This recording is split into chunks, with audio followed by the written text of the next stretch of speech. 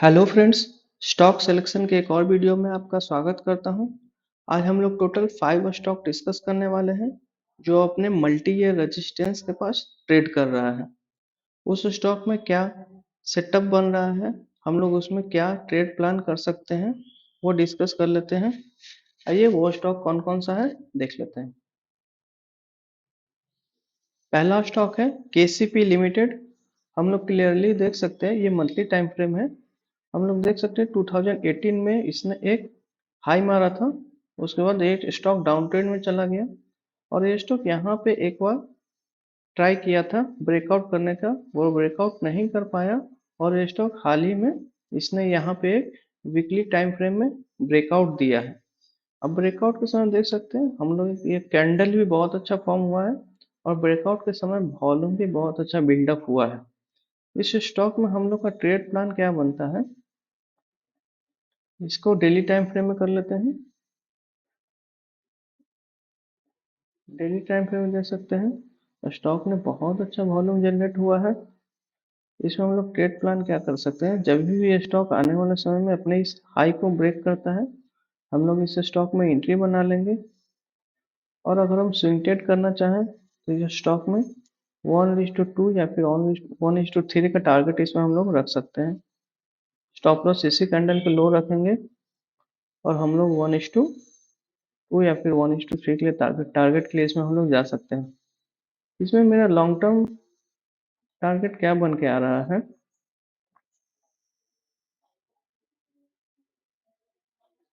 Long term target के लिए हम लोग क्या करते हैं, जो ये रेंज बना है उसी रेंज को एक बार हम लोग कैलकुलेट कर लेते हैं कितना है और इसको उठाकर जहाँ से ब्रेकआउट हुआ है उसके ऊपर रख देंगे और इसमें हम लोग का लॉन्ग टर्म का टारगेट बन के आ रहा है 248। तो इसमें हम लोग स्विंग ट्रेडिंग भी कर सकते हैं और लॉन्ग टर्म के लिए भी इस स्टॉक को देख सकते हैं।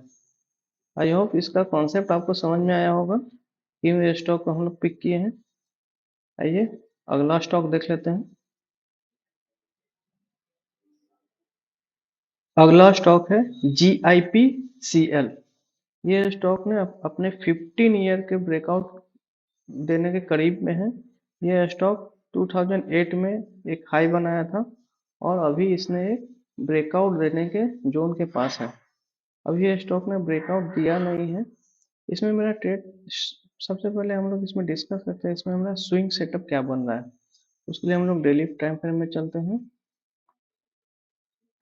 हम लोग देख देख सकते हैं डेली टाइम फ्रेम में कुछ दिनों से ये स्टॉक अपने रेजिस्टेंस के पास इस लेवल पे आके होल्ड कर रहा है, कंसोलिडेट कर रहा है इस लेवल पे। हम लोग इसमें क्या एंट्री सेटअप बनाएंगे, जब भी ये स्टॉक अपने इस हाई को ब्रेक करता है हम लोग एंट्री कर लेंगे और स्टॉप लॉस इसी कंसोलिडेशन के नीचे हम लोग यहाँ पे स्टॉप लॉस लेकर चलेंगे। इसमें अगर हम स्विंग ट्रेड करते हैं तो 1:3 टारगेट इसमें हम लोग एक्सपेक्ट कर सकते हैं। ये मेरा स्टॉप लॉस हो गया 1:3, इसमें टारगेट हम एक्सपेक्ट कर सकते हैं। अगर ये स्टॉक फ्यूचर में ब्रेकआउट देता है तो इसमें हम लोग लॉन्ग टर्म का क्या टारगेट बनता है, आइए वो भी डिस्कस कर लेते हैं। लॉन्ग टर्म का टारगेट इस स्टॉक में बन के आ रहा है 316 के आसपास। लॉन्ग टर्म टारगेट हमने कैसे कैलकुलेट किया, जो ये रेंज बनाया हुआ था इस रेंज को हमने एक बार कैलकुलेट कर लिया और इसको उठा के हम लोग यहाँ रख दिए, सॉरी यहाँ पे रख दिए, सॉरी ये जो टारगेट बन के आ रहा है मेरा 303 के आसपास बन के आ रहा है long term target. Okay, I hope समझ में आया होगा लॉन्ग टर्म टारगेट क्या बन के आया है और इसमें हम लोग का स्विंग सेटअप क्या बन रहा है। आइए अगला स्टॉक डिस्कस कर लेते हैं कौन सा है।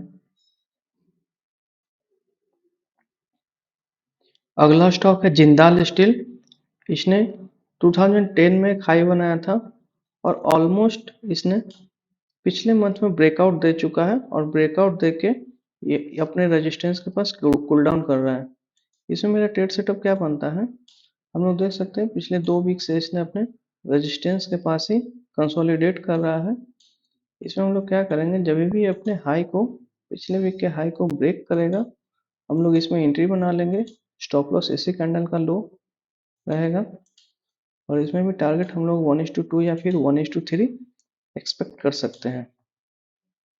स्टॉप लॉस मेरा इसी कैंडल का लो रहेगा, टारगेट 1:3 एक्सपेक्ट कर सकते हैं। हम लोग इसमें टारगेट आ जाने के बाद इसको हम लोग ट्रेल भी कर सकते हैं कि लॉन्ग टर्म में इस स्टॉक का टारगेट बहुत अच्छा निकल के आता है, वो भी डिस्कस कर लेते हैं। लॉन्ग टर्म में इसका टारगेट क्या बन के आ रहा है, इसका रेंज कैलकुलेट करके इसको उठा के जो ब्रेकआउट दिया उस लेवल पे हम लोग इसको रख देते हैं।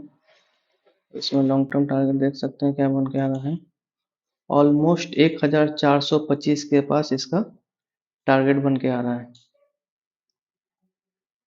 ठीक है फ्रेंड्स, इसको जब टारगेट आ जाए उसके बाद हम लोग इसको ट्रेल भी कर सकते हैं, या फिर जो रिस्क लेना नहीं चाहते हैं, जो स्विंग ट्रेड करना चाहते हैं, वो अपना प्रॉफिट 1:2 या फिर 1:3 पे यहाँ बुक भी कर सकते हैं।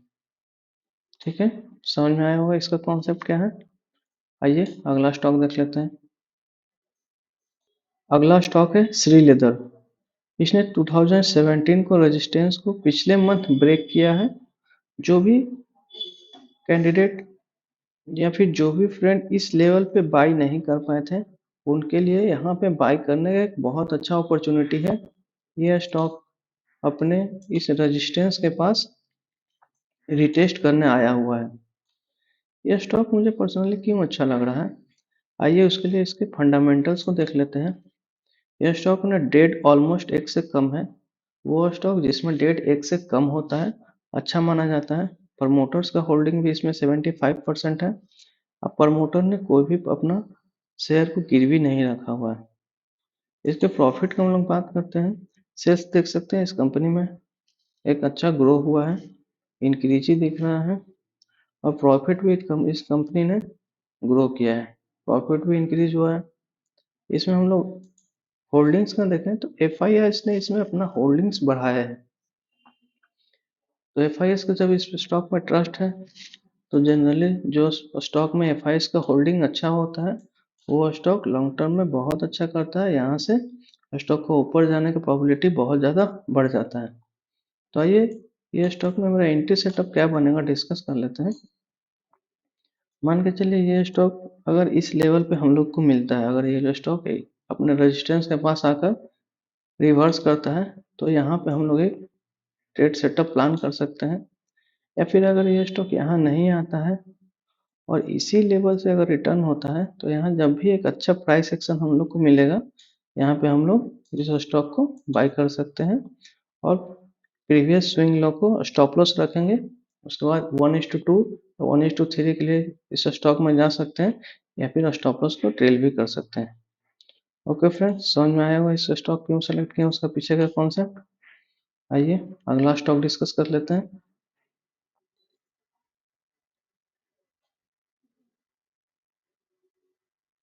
अगला स्टॉक है प्लास्टिक ब्लेंड इंडिया लिमिटेड। ये स्टॉक ने 2017 को रेजिस्टेंस को ऑलमोस्ट ब्रेक करने वाला है, अभी ब्रेक किया नहीं है बट ये अपने रेजिस्टेंस के पास एक बहुत अच्छा प्राइस एक्शन बिल्डअप कर रहा है। देखिए अपने रेजिस्टेंस के पास एक इसने हायर लो या फिर कप एंड हैंडल टाइप एक पैटर्न यहाँ पे बनाए हुए है, इसलिए ये स्टॉक पर्सनली मुझे अच्छा लग रहा है। इस स्टॉक में हम लोग का ट्रेड सेटअप क्या बनता है डिस्कस कर लेते हैं। अगर इसमें हम लोग हायर टाइम फ्रेम में जाएं तो जब भी ये स्टॉक ब्रेक करता है उसके बाद ये स्टॉक इसको कैलकुलेट करके जब ये ब्रेक होगा इसके ऊपर हम लोग रख देते हैं।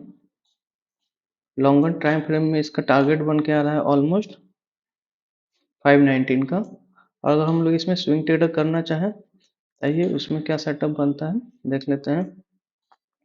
पिछले कई दिनों से इसने अपने रेजिस्टेंस के पास कंसोलिडेट कर रहा है, तो इसमें हम लोग क्या कर सकते हैं, जब भी इसके हाई को ब्रेक करेगा हम लोग एंट्री करेंगे, स्टॉप लॉस इसका लो रखेंगे इस कैंडल का, और 1:3 मिनिमम इसमें हम लोग टारगेट एक्सपेक्ट कर रहे हैं। ये हो गया हमारा स्टॉप लॉस 1:3